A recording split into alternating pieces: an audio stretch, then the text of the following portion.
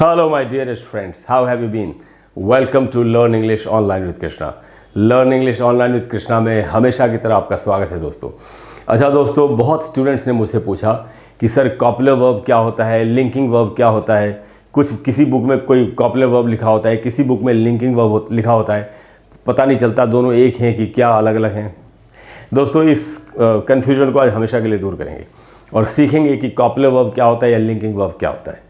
तो बहुत ही informative topic है, काफ़ी यूज़फुल रहेगा आपके लिए इसके बारे में जानना। खास करके मैं कहता हूँ कम्युनिकेशन के लिहाज से भी, और अगर आप किसी कंपेटिटिव एग्जाम की तैयारी कर रहे हैं तो उसके लिहाज से भी। इसलिए आपको ध्यान से एंड तक पूरे वीडियो को देखना चाहिए।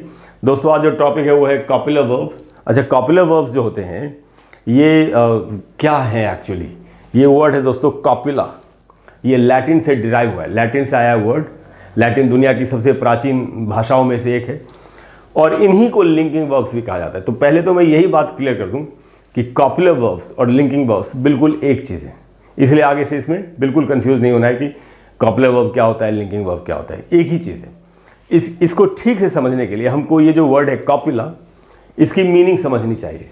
तो दोस्तों इसकी मीनिंग मैंने यहाँ आपके लिए लिखी है कि कॉपुला क्या है। कॉपुला के बारे में कहा जाए दोस्तों कि कॉपुला इज़ अ वर्ड और फ्रेज, कोई भी ऐसा वर्ड या फ्रेज है कॉपुला जो that links the subject of a sentence. एक सेंटेंस में जो भी सब्जेक्ट है उसको लिंक करता है कॉपुला वर्ड किसके साथ, to a subject complement. Subject का जो भी कॉम्प्लीमेंट होगा, जो सब्जेक्ट के बारे में हमको जानकारी देता होगा, उसके साथ लिंक करे। तो ऐसा वर्ड जो सब्जेक्ट को सब्जेक्ट के कॉम्प्लीमेंट के साथ लिंक कर दे या उसके बारे में इंफॉर्मेशन दे दे, वही कॉपुला है। ज़्यादातर ये काम वर्ब्स करते हैं, इसलिए जो वर्ब्स ये काम करते हैं लिंक करने का या इन्फॉर्मेशन देने का सब्जेक्ट के बारे में, जो लिंक करते हैं सब्जेक्ट को सब्जेक्ट कॉम्प्लीमेंट के साथ, वही कॉपुलर वर्ब्स है। तो दोस्तों हमको ये देखना चाहिए, उसके कॉपुलर वर्ब्स को जानने के पहले हम ये समझ लेते हैं कि सब्जेक्ट कॉम्प्लीमेंट्स जो होंगे जिनको हम सब्जेक्ट के साथ लिंक करेंगे वो क्या क्या हो सकते हैं। तो दोस्तों कोई नाउन हमारा सब्जेक्ट कॉम्प्लीमेंट हो सकता है, कोई नाउन फ्रेज हमारा सब्जेक्ट कॉम्प्लीमेंट हो सकता है, कोई एडजेक्टिव या एडजेक्टिव फ्रेज हमारा सब्जेक्ट कॉम्प्लीमेंट हो सकता है, कोई प्रेपोजिशनल फ्रेज, ये तो बहुत इंपॉर्टेंट है, प्रेपोजिशनल फ्रेज हमारा सब्जेक्ट कॉम्प्लीमेंट हो सकता है, और कोई एडवर्ब या फिर एडवर्बियल फ्रेज भी हमारा सब्जेक्ट कॉम्प्लीमेंट हो सकता है।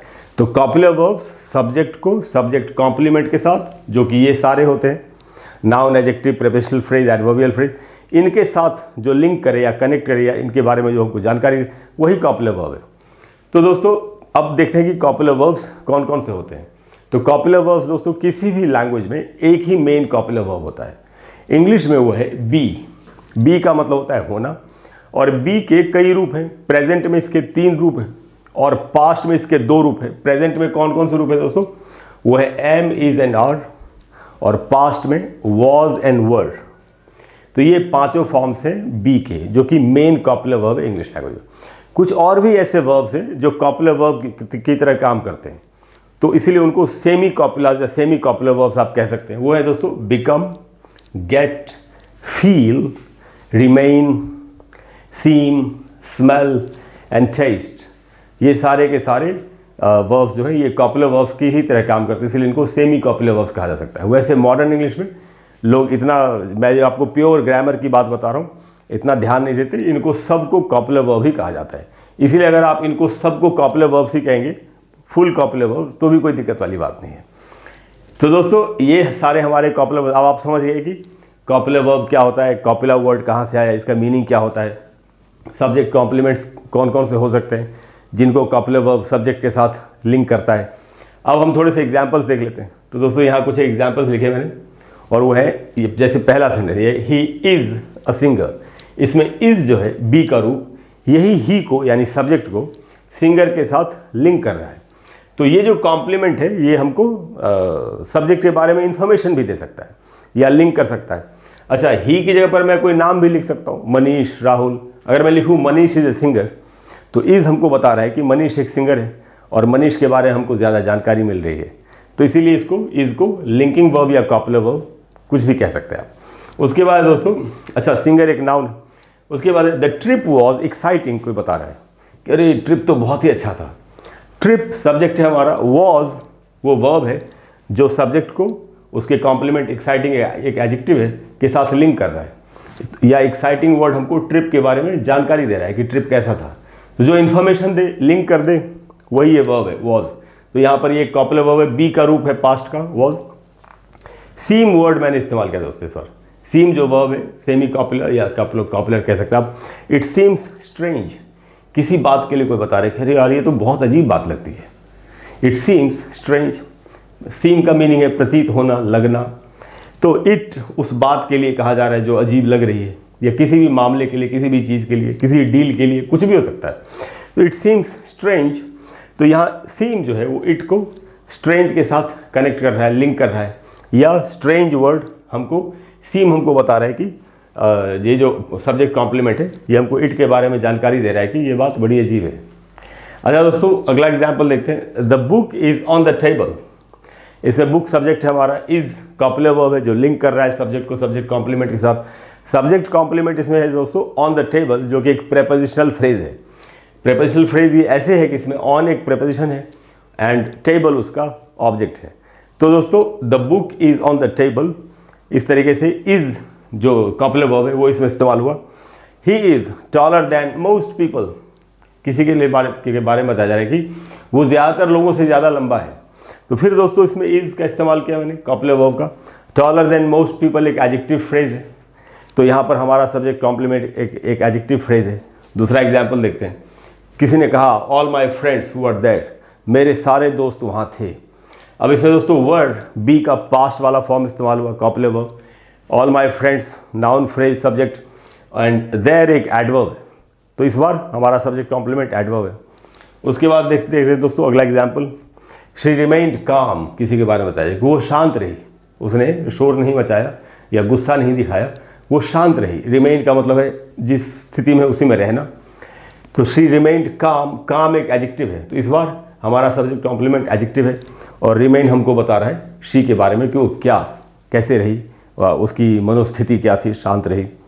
उसके बाद दोस्तों द रोज स्मेल्स स्वीट, गुलाब के फूल के बारे में बताया है कि गुलाब के फूल की जो खुशबू होती है वो बड़ी अच्छी होती है। स्वीट का यहाँ मीनिंग मीठा यानी अच्छा, अच्छे के सेंस में कहा जा रहा है। द रोज स्मेल्स स्वीट, तो दोस्तों इसमें रोज हमारा सब्जेक्ट है, स्मेल कॉपुलर वर्ब है एंड स्वीट एक एडजेक्टिव है। तो ये कॉम्प्लीमेंट के साथ सब्जेक्ट को लिंक किया स्मेल ने। उसके बाद दोस्तों द चिल्ड्रन गॉट एक्साइटेड, कि बच्चे बहुत एक्साइटेड हो गए। चिल्ड्रन सब्जेक्ट है हमारा, गॉट हमारा कॉपुलर वर्ब है एंड एक्साइटेड एक एडजेक्टिव है। तो इस तरीके से दोस्तों कॉपुलर वर्ब्स का या लिंकिंग वर्ब्स का हमको इस्तेमाल करना चाहिए। अब आखिर में ये बात आती है कि क्या सारे कॉपुलर वर्ब्स स्टेटिव वर्ब्स होते हैं, अवस्था को बताने वाले वर्ब्स होते हैं? जनरली होते हैं, लेकिन कुछ एक कॉपुलर वर्ब्स एक्शन वर्ब्स भी हो सकते हैं क्योंकि वो चेंज को दिखाते हैं। जैसे अगर मैं आपको इधर बताऊं, जैसे बिकम है या गेट है, ये एक्शन वर्ब्स भी हो सकते हैं। जैसे द चिल्ड्रन गॉट एक्साइटेड, इसमें चेंज दिखाया कि बच्चे एक्साइटेड हो गए। तो इस तरीके से, या अगर हम बोले किसी का बिकम का मैंने एग्जाम्पल नहीं बनाया, मैं आपको ऐसे ही बताया था। He became yellow, he became green, green yellow सही है, ही बिकेम येलो, मान लेते कोई बीमार हो गया था तो उसमें चेंज आया ना, अब वो पीला पड़ गया आदमी। तो बिकम, गेट, ये सब एक्शन वर्ब्स की तरह यूज हो सकते हैं। अदरवाइज ज़्यादातर कॉपुलर वर्ब्स स्टेटिव वर्ब्स ही होते हैं। वो तो यूज़ के हिसाब से डिसाइड होगा कि वो कौन सा कहाँ पर एक्शन वर्ब है कि स्टेटिव वर्ब है। तो दोस्तों मुझे पूरी उम्मीद है कि आप समझ गए कि कॉपुलर वर्ब्स क्या होते हैं और आपको आज के बाद इनको समझने में कोई भी कन्फ्यूजन नहीं होगी और आप इनको बड़ी आसानी से यूज़ कर पाएंगे सेंटेंस में और इनको बोलने में और लिखने में दोनों में यूज़ करेंगे। अगली क्लास में दोस्तों मैं फिर से आपको कोई बहुत ही इसी तरह का अच्छा टॉपिक बताने की कोशिश करूँगा जिससे कि आपको उस टॉपिक के बारे में कोई कन्फ्यूजन ना रहे और आप बिल्कुल क्लियरली उसको समझ के उसको सही तरीके से इस्तेमाल कर सकें। इसके अलावा दोस्तों अगर कोई भी ऐसा टॉपिक है जिस पर आप चाहते हैं कि मैं आपके लिए एक वीडियो बना दूं तो आप नीचे कमेंट बॉक्स में लिखिए। अब टाइम तो चाहे जो भी लग जाए, लेकिन मैं आपको उस पर एक वीडियो बना करके दूंगा ज़रूर। Thank you very much. I will see you soon. Bye bye.